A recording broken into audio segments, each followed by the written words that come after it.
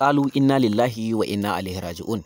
Tabbas kamar yadda mutane suke ta cewa kuma kamar yadda malaman addini suka binciko alkur'ani kuma kamar yadda manzon Allah ya faɗa cewa duniya ta zo ƙarshe.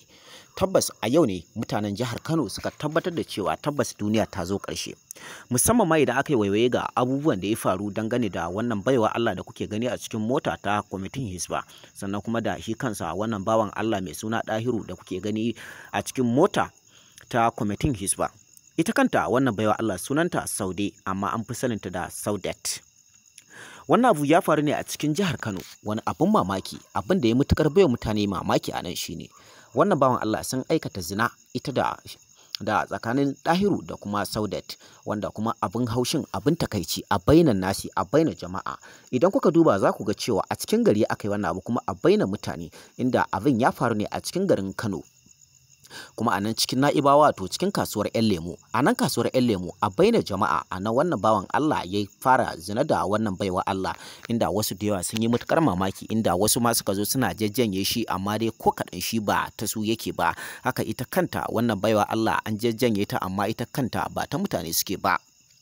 Kamar yadda wasu da yawa suke cewa tabbas wannan iskanci nasu ya wuce misherin ya tafi makalaka, inda wasu da yawa suke cewa tabbas wannan hauka ne zallarsa da gidadanci da dabbanci, amma in dai mutum yana da hankali ai ba zai taba zuwa ya aikata zina ba ma, ballata ne a ce ya je cikin jama'a, kuma a cikin jama'ar gefen kasuwa, kuma cikin kasuwar ma babbar kasuwa wanda ake ji da ita a cikin jihar Kano, wato kasuwar 'yan lemo.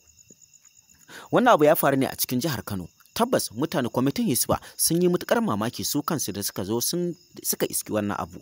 Abin haushin anan shine a lalace sun dauki sama da kimanin minti 30 zuwa 40 suna aikata wannan abu, domin tun mutane suna jajjanye su har suka dawo ma ba sa jajjanye su, domin kowa idan ya zo ya dubi abin yana matukar bashi haushi, kuma abin yana matukar dukun zuma mishi hankali. A lokacin wasu da yawa sun yi kokari domin su yi miss bidiyo, wasu kuma sun yi kokari su dinga ɗaukar hotunan su.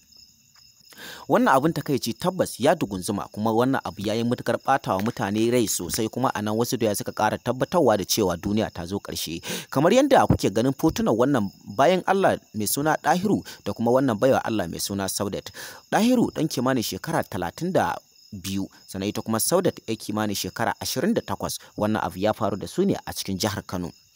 Sai dai kwamitin Hisba sun yi iya bakin kokarin su wajen ganin cewa sun wulakanta su, kuma wajen ganin cewa sun dauki hukuncin da ya dace da su, domin tabbas idan ba dauki hukuncin da ya dace da su ba, to za su ci gaba da aikata hakan ne, ko kuma wasu mutanen da gaske ma za su ci gaba da aikatawa, musamman ma kamar yadda kuke gani akan hakan.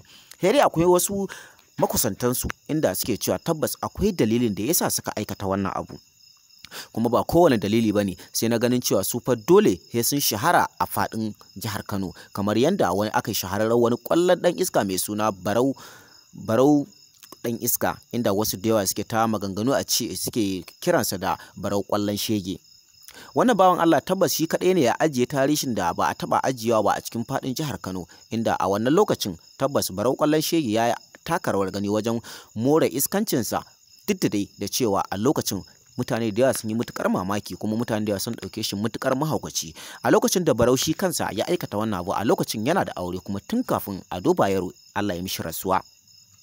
A lokacin Ado Bayero shi kansa da ya samu zancen abin da Barau ƙwallon shege